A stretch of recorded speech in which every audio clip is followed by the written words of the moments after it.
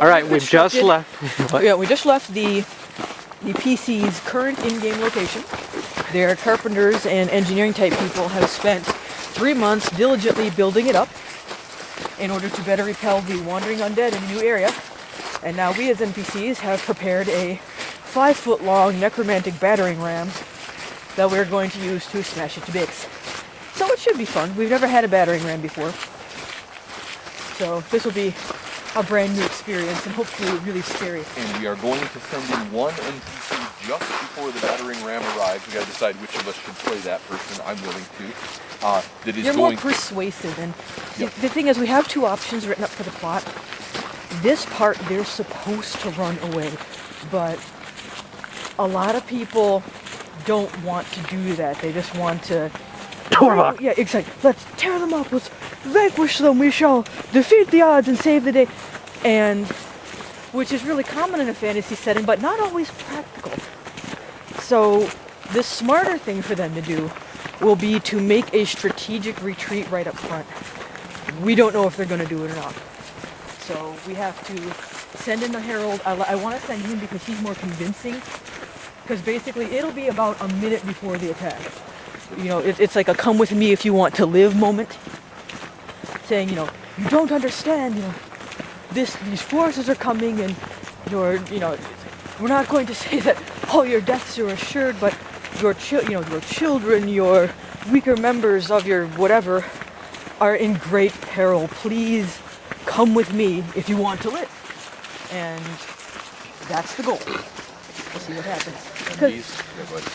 Because that is a big part of carps. The NPC staff can write plots, can come up with scenarios, but the PC element is always so unpredictable. You have to be able to think quick on the fly, because they might not run. Well, then what? So we have to go in there with full information for all of the invading forces written up. Because if they don't do what we like them to do, there will be an attack and characters will die. So we've had to script out a couple different scenarios and pumping up different areas depending even on what players are there. We don't know until the event how many people we're going to even have and what skills those players may have. So it's not really fair if to successfully complete the encounter, you have to have the skill set of someone who isn't there. You have to be able to come up with stuff, you know.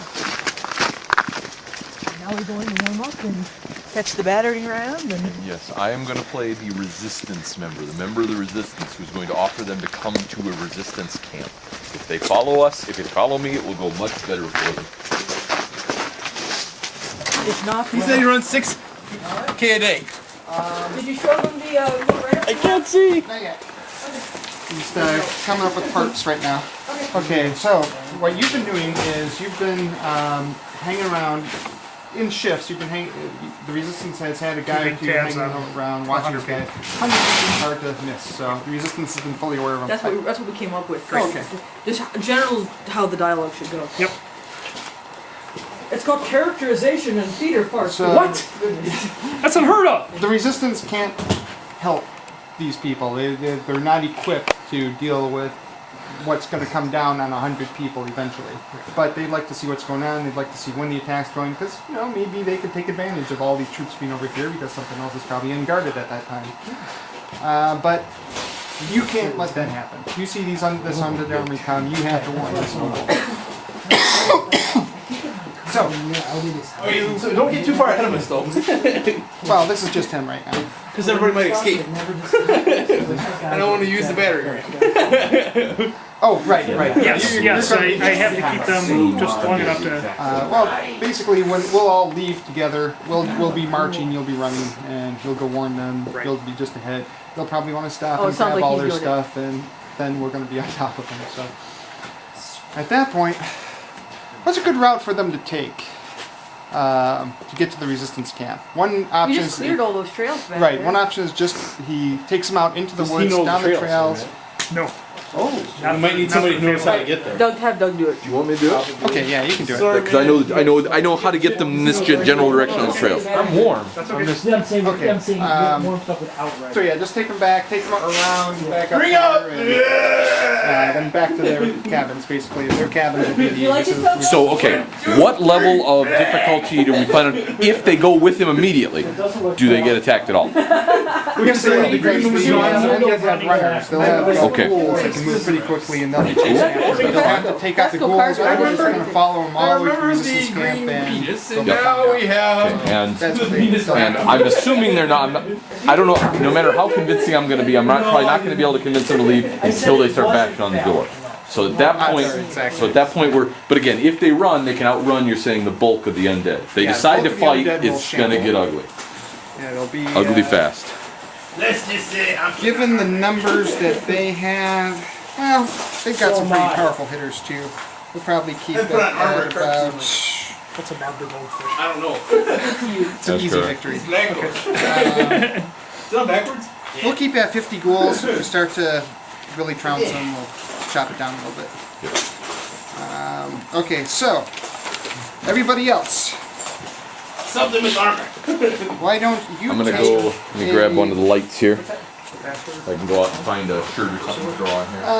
Not right away. I got flat. Where are you going right now? I am going to the PC camp. Okay. As soon as these guys are about ready, then I'm gonna head in.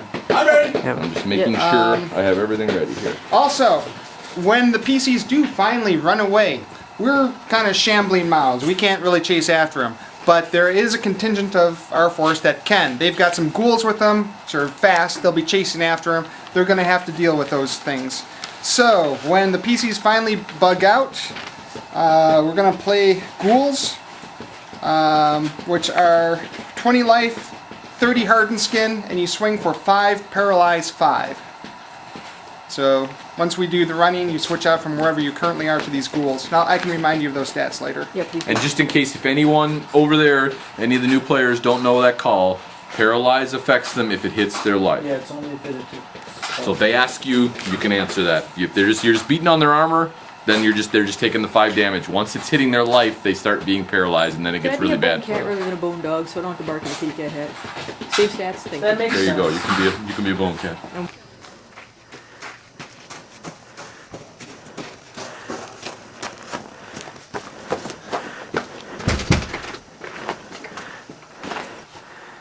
No one.